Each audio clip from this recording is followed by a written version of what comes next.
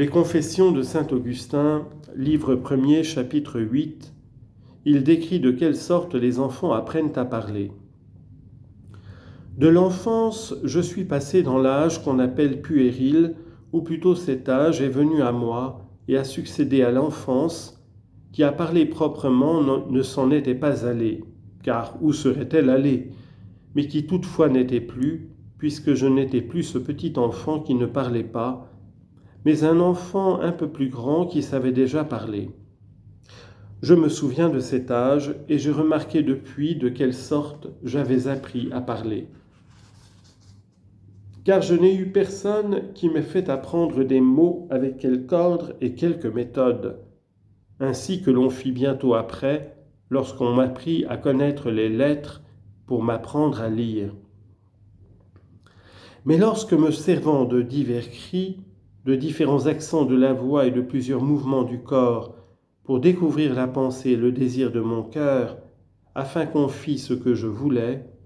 je ne pouvais exprimer tous mes sentiments, ni les rendre intelligibles à ceux à qui je désirais les faire entendre. Je commençais par l'intelligence naturelle que vous m'avez donnée, mon Dieu, à prendre peine de retenir et d'imprimer fortement dans ma mémoire les noms et les mots que j'entendais dire aux personnes qui me parlaient. Et lorsqu'ensuite de la parole qu'ils avaient dite, ils s'avançaient vers quelque chose, je remarquais et retenais qu'elle s'appelait du nom qu'ils lui donnaient lorsqu'ils la voulaient montrer. Et je jugeais qu'ils la voulaient montrer en considérant les mouvements qu'ils faisaient du corps, ces gestes étant comme des paroles naturelles communes à toutes les nations, qui se forment par des signes ou de la tête ou des yeux, par les actions des autres parties du corps, et par le ton de la voix qui découvre le désir de l'âme dans tout ce qu'elle demande ou veut avoir, ou rejette, ou fuit. En entendant ainsi redire souvent les mêmes paroles, dont chacune était arrangée selon sa place naturelle dans les différents discours que l'on tenait devant moi, je remarquais peu à peu ce qu'elles signifiaient, et ayant accoutumé ma langue à les prononcer, je m'en servais pour faire connaître ce que j'avais dans le cœur. Je commençais de cette sorte à me servir des mêmes signes que les autres pour leur déclarer mes sentiments, et j'entrais plus avant dans la société de cette vie pleine de tant d'orages et de tempêtes, demeurant soumis en tout à l'autorité de mon père et de ma mère, et obéissant encore aux personnes avancées en âge qui me gouvernaient. Chapitre 9. Il parle de l'aversion pour l'étude, de l'amour du jeu et de la crainte des châtiments qui sont ordinaires aux enfants. N'ai-je pas sujet, mon Dieu, de déplorer les misères et les tromperies que j'ai éprouvées en cet âge, puisqu'on ne me proposait pas d'autres règles de bien vivre que de suivre la conduite et les avertissements de ceux qui ne travaillaient qu'à m'inspirer le désir et l'ambition de paraître un jour avec éclat dans le monde, et d'exceller en cet art de l'éloquence qui fait acquérir de l'honneur parmi les hommes et des richesses fausses et trompeuses. De là, on m'envoya à l'école pour apprendre à lire. J'ignorais absolument à quoi ce travail et cette étude me pouvaient servir. Mais mon ignorance n'empêchait pas que je ne fusse châtié de ma négligence et de ma paresse. Car la sévérité de cette exacte discipline était louée des personnes âgées, et l'exemple aussi bien que le grand nombre de ceux qui, dans leur enfance, avaient passé par ces chemins âpres et difficiles, nous tenait lieu d'une loi et d'une nécessité d'y passer comme eux, étant ainsi contraints d'essuyer les peines et les sueurs de cette dure et longue carrière de nos études, et de gémir sous le joug des travaux et des douleurs qui se sont multipliés de cette sorte sur la postérité du premier homme. Pendant ces exercices de mon enfance, je fis rencontre de quelques-uns de vos serviteurs qui vous invoquaient dans leurs prières, et j'appris d'eux, autant que je pouvais être capable de concevoir quelque idée de vous, que vous étiez quelque chose de grand et de sublime,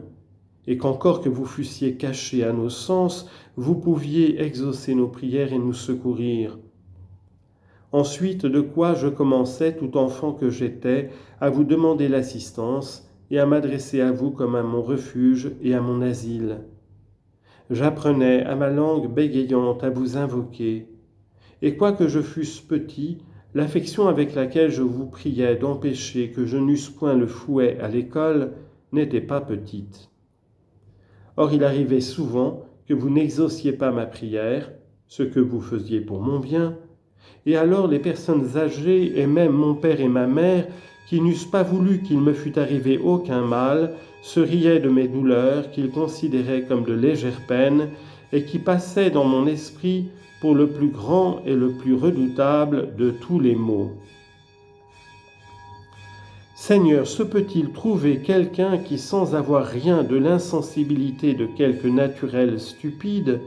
que l'on voit supporter les tourments avec une dureté inébranlable,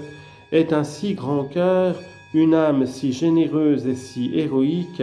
et soit attaché à vous par une affection si puissante? Se peut-il, dis-je, trouver un homme qui, s'étant consacré à votre service, soit tellement élevé au-dessus de l'infirmité humaine par la grandeur de son zèle et par la fermeté de son courage, qu'il se moque des chevalets, des ongles de fer et des autres espèces de gênes et de tortures dont l'horreur fait trembler les hommes dans toute la terre et les porte à vous demander avec un humble frémissement qu'il vous plaise les en garantir, et que non seulement il se rit de ces supplices, mais se moque même de ceux qui les appréhendent avec tant d'effroi, comme mon père et ma mère se moquaient de ces châtiments et de ces peines que je recevais de mes maîtres. Car il est vrai que je ne les appréhendais pas moins que les hommes appréhendent les plus grands supplices, et qu'ils ne vous demandent pas avec plus d'ardeur de les en délivrer, que je vous conjurais d'éloigner de moi ces tourments de petits enfants. Mais je ne laissais pas d'être coupable de paresse et de négligence, ou en écrivant moins, ou en lisant moins, ou en apprenant moins mes leçons que je ne devais. Car je ne manquais pas, Seigneur, ni d'esprit ni de mémoire, et votre bonté a voulu que j'en eusse assez pour cet âge. Je ne manquais que d'affection à l'étude, laquelle était bannie de mon cœur par la passion du jeu qui me possédait, et qui était la première cause de tous les traitements rigoureux que je souffrais. Cependant, ceux qui punissaient en moi cette passion étaient possédés d'une pareille,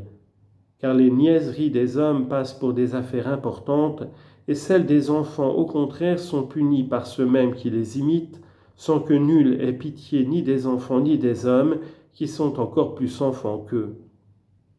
Et certes, un juge équitable peut-il approuver que je fusse puni avec rigueur, à cause que je jouais à la paume en un âge où l'on est enchanté de ce divertissement, et que ce jeu retardait un peu le progrès que j'eusse pu faire dans les lettres humaines et dans les sciences séculières, lesquelles ne devaient elles-mêmes me servir un jour que d'un jeu d'esprit plus indigne de la sagesse et de la gravité d'un homme,